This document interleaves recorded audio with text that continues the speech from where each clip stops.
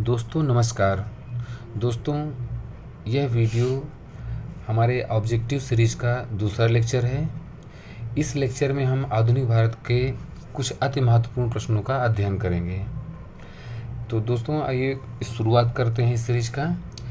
इसके अंतर्गत पहला प्रश्न है कि अंग्रेजी भारतीय सेना में चर्बी वाले कारतूसों से चलने वाली इनफील्ड राइफल कब शामिल की गई थी? ऑप्शन नंबर 1 है नवंबर 1856, ऑप्शन नंबर बी दिसंबर 1856, ऑप्शन सी जनवरी 1857, ऑप्शन डी फरवरी 1857।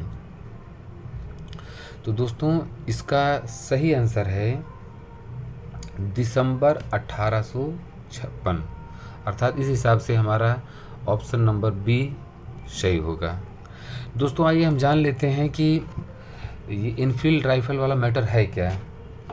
दोस्तों दिसंबर 1856 में सरकार ने पुराने लोहे वाली एक बंदूक ब्राउन ब्रेस के स्थान पर एक नवीन इनफील्ड राइफल का प्रयोग का निर्णय किया गया था। इस नई राइफल में कारतूस के ऊपरी भाग को मुंह से काटना पड़ता था और यही मेन प्रॉब्लम थी। यह भ्रम था लोगों में, मतलब यह अफवाह फैलाई गई थी कि चर्बी वाली जो कारतूस में गाय और सूअर की चर्बी है। सैनिक अधिकारियों ने इस अफवाह की जांच के बिना तुरंत इसका खंडन कर दिया, किंतु सैनिकों में यह विश्वास हो गया था कि चर्बी वाले कारतूसों का प्रयोग उनके धर्म को भ्रष्ट करने का एक निश्चित प्रयत्न है। मतलब इसके माध्यम से अंग्रेजी शासन जो है वो हमारे धर्म को भ्रष्ट करने की कोशिश कर रहा है। और दोस्तों ये दिमाग में रखने वाली बात है कि यही चर्बी वाला कारतूस ही भारत के प्रथम स्वतंत्रता संग्राम का तात्कालिक कारण बना था। तो दोस्तों क्वेश्चन नंबर 2 देखते हैं। 1857 के विद्रोह के दौरान बहादुर शाह ने साहब ए आलम बहादुर का खिताब दिया, माने किसको दिया? Option A Azimullah, option B Birjis Qadir, option C Bakhsh Khan, option D Hasan Khan. तो दोस्तों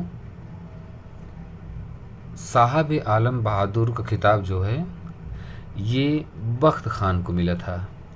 इस हिसाब से ऑप्शन नंबर सी सही होता है। आइए इसका एनालिसिस कर लेते हैं। दोस्तों 1857 के विद्रोह के दौरान बख्त खान को साहब ए आलम बहादुर खिताब दिया गया था। बख्त खान एक पख्तून था, ईस्ट इंडिया कंपनी व सूबेदार के पद पर था तथा कंपनी की ओर से उसने प्रथम अंग्रेज अफगान युद्ध में भाग लिया था। बहादुर शाह ने अपने बड़े पुत्र मिर्जा मुगल अथवा मिर्जा जहीरुद्दीन को मुख्य सेनापति घोषित किया था, किंतु विद्रोह में वास्तविक नेतृत्व बख्त खान के पास था। तो इस हिसाब से बख्त खान जो है हमारा सही आंसर होता है। तो आइए दोस्तों क्वेश्चन नंबर 3 की तरफ चलते हैं। तीसरा क्वेश्चन है 1857 की क्रांति सर्वप्रथम कहाँ प्रारंभ हुई थी? तो दोस्तों 1857 की क्रांति का प्रारंभ 10 मई को मेरठ से हुआ था। यहाँ की तीसरी कैवलरी रेजिमेंट के सैनिकों ने चर्बीयुक्त कारतूसों को छूने से इनकार कर दिया था तथा खुलेआम बगावत कर दी थी। तो इस हिसाब से हमारा सही आंसर होता है option number C Meerut. Question number 4 देखते हैं दोस्तों। 1857 के स्वाधीनता संग्राम का प्रतीक था ए कमल और रोटी, बी बाज, सी रूमाल, डी 2 तलवारें। तो इसका सही आंसर है कमल और रोटी। 1857 के स्वतंत्रता संग्राम का प्रतीक कमल और रोटी था। तो सही आंसर है ऑप्शन नंबर ए कमल और रोटी। क्वेश्चन नंबर 5 देखते हैं दोस्तों। 1857 का विद्रोह लखनऊ में किसके नेतृत्व में आगे बढ़ा? Option A Begum of Awadh, B Tatya Tope, C Rani Lakshmibai, D Nana Sahib. तो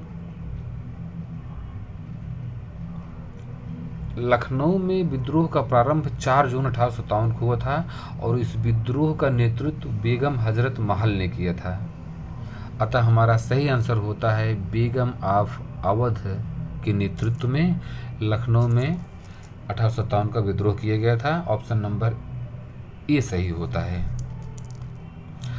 आइए दोस्तों आगे प्रश्न की तरफ बढ़ते हैं। क्वेश्चन नंबर 6 है, कुंवर सिंह 1857 के विद्रोह के एक प्रमुख नायक थे। कुंवर सिंह 1857 के विद्रोह के एक प्रमुख नायक थे। वह निम्नलिखित में किससे संबद्ध थे? ए बिहार, बी मध्य प्रदेश, सी राजस्थान, डी उत्तर प्रदेश। तो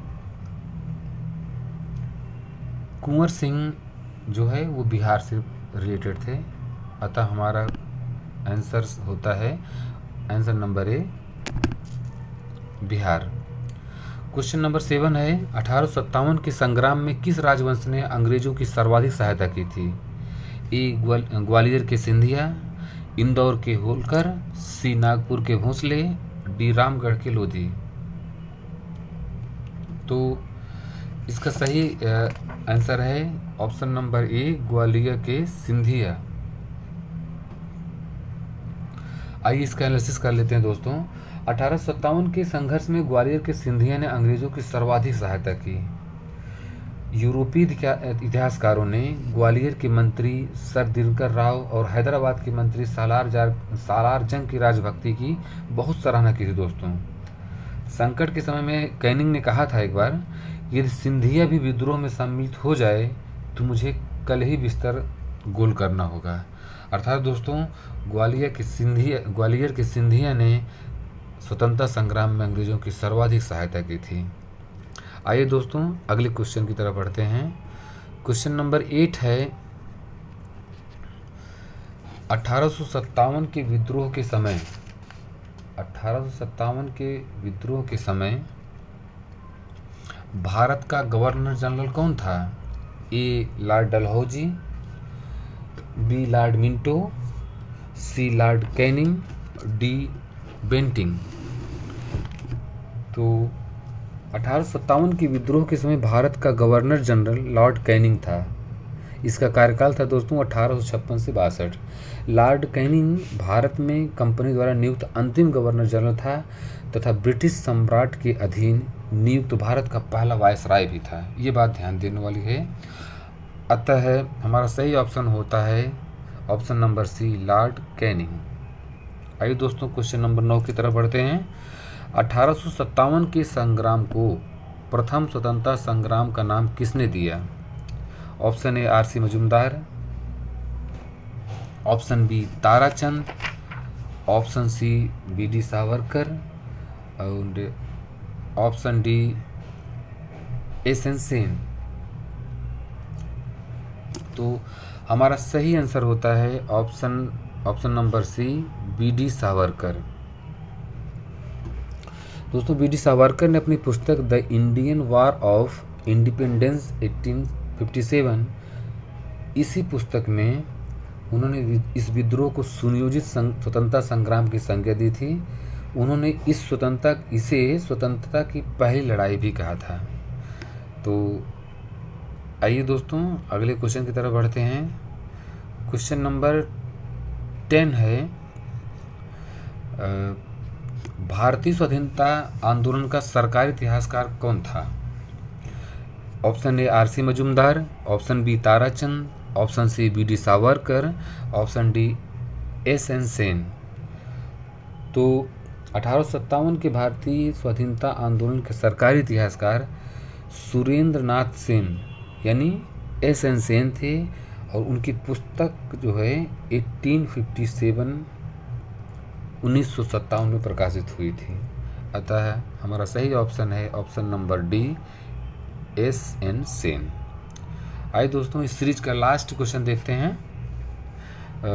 तथाकथित प्रथम राष्ट्रीय स्वतंत्रता संग्राम न प्रथम न राष्ट्रीय और न ही स्वतंत्रता संग्राम था। यह कथन संबद्ध है R C Majumdar, S N Sen, Tarachand, B D Savarkar.